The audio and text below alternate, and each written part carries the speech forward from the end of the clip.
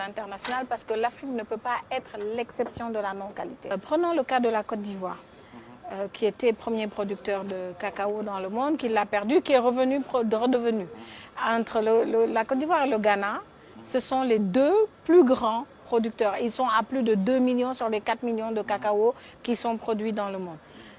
Et pourtant, c'est un petit pays, les Pays-Bas, qui n'ont pas un seul cacaoyer, ils n'ont pas d'arbres de cacao, qui aujourd'hui sont les plus grands transformateurs de cacao au monde, avec le chocolat, le beurre de cacao, tout ce qui est peut-être exploité au niveau du cacao. Et c'est eux qui tirent les revenus de cette chose-là. J'aime à donner l'exemple de la mangue dont on a parlé tout à l'heure. Regardez un produit comme celui-là. On en a partout en Afrique subsaharienne.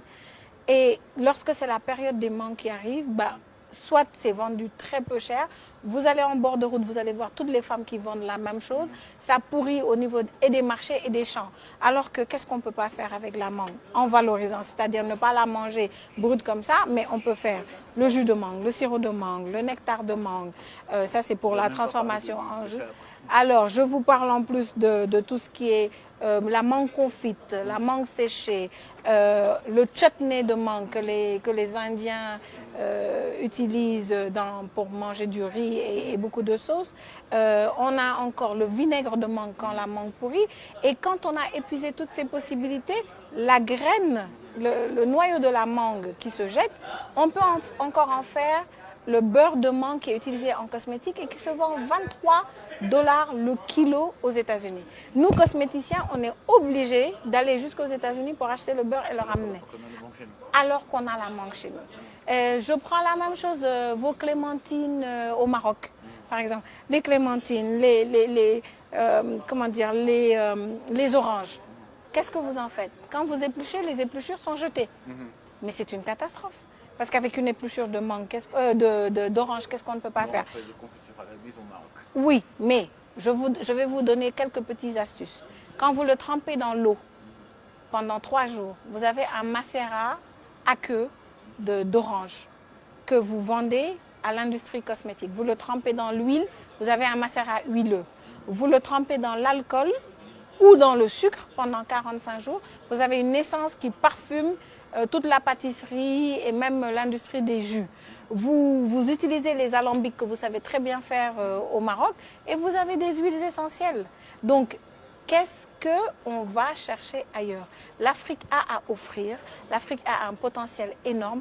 Encore faudrait-il, pour lever ces contraintes, un vrai plaidoyer et un vrai engagement gouvernemental, non pas pour dire qu'on va financer ou autre, parce que l'Afrique a quelque chose de très spécifique. Le monde aujourd'hui est au social business. Tout le monde va chercher le social business. En Afrique, on a le social.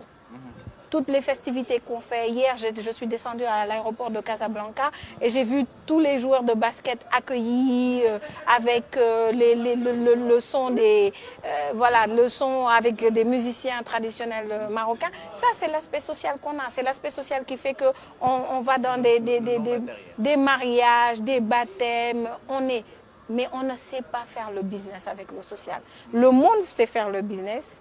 Ils cherchent le social. Nous, on a le social, on ne sait pas chercher le business. Je regarde juste une chose, la politique de l'immigration, par exemple. Le Maroc signe des accords avec l'Occident, le Sénégal également. Au lieu que ce soit des politiques répressives, où on va peut-être mettre l'argent à la sécurité de la frontière, c'est important. Mais pourquoi pas cibler l'agriculture et se dire, on va essayer de financer des programmes où ces jeunes qui sont désœuvrés, qui n'ont pas accès à l'information, qui n'ont pas accès à la formation, on va leur prendre des rôles modèles, c'est-à-dire des gens qui ont réussi dans le secteur agricole, pour en faire leurs mentors. Et ces gens-là, en tant que mentis, vont être encadrés, vont être orientés pour aussi développer le secteur agricole. Parce que l'agriculture, c'est pas avoir ça ou même avoir un tracteur et être sous le soleil au champ tout le temps. C'est une chaîne de valeur qui va du semencier à celui qui a les engrais, les pesticides, etc. jusqu'au marché. C'est de la fourche à la fourchette. Et pour ça, moi je dis que l'agriculture doit être considérée comme sexy. Alors, une agriculture sexy, c'est quoi? C'est qu'aujourd'hui, dans l'agriculture, Ça forme des gens comme moi qui sont dans la cosmétique. L'agriculture forme des gens qui sont dans les vinaigres de haute qualité, les vinaigres de table comme on les appelle, que ce soit le vinaigre d'anacarde ou le vinaigre de mangue. C'est encore un exemple que je vous donne. Ça fait des gens qui peuvent développer, encore une fois, la qualité dans toute cette chaîne de valeur. Et il suffit en fait que vous réussissez mieux des choses au Maroc que chez nous. On réussit d'autres choses mieux que chez vous. Pourquoi pas, au lieu de financer encore une fois ces politiques de répression de la migration, favoriser les échanges entre les jeunes, d'accord? Favoriser le mentorat, essayer de mettre en pratique, et pas seulement de la politique qui parle, mettre dans des pratiques très concrètes les choses. Parce qu'en fait, l'œil de l'entrepreneur est un œil qui est curieux, est un œil qui est différent, il est observateur. On n'observe que quelque chose qui nous est en général inconnu. C'est pour ça que les enfants, ils voient tout, ils s'émerveillent de tout.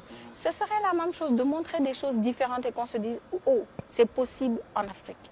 Mais tant que les modèles sont donnés à l'extérieur, que l'agriculture est considérée comme ne nourrissant pas son homme, en fait, le premier empowerment, le premier renforcement, c'est renforcer l'agriculture.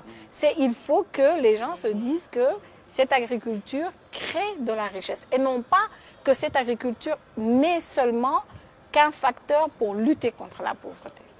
C'est ça la différence.